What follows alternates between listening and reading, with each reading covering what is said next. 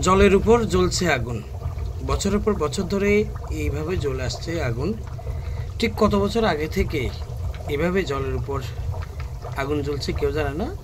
তবে এই যে আগুন জ্বলছে এটা নিয়ে হিন্দু ধর্মীয় একটা তাৎপর্য আছে।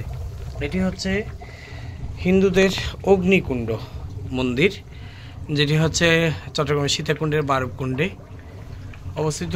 1000 বছর ধরে আছে এই মন্দিরটি, এভাবে বুদবুদ করে আসছে। এই মন্দিরের জলগুলো সবসময় এমনই থাকে। যারা স্থানীয় বাসিন্দা তারা বলছে যে এই জল আর কমে না, সবসময় এতটুকুই থাকে, এর বাড়েও না তেমন একটা আর কমেও না।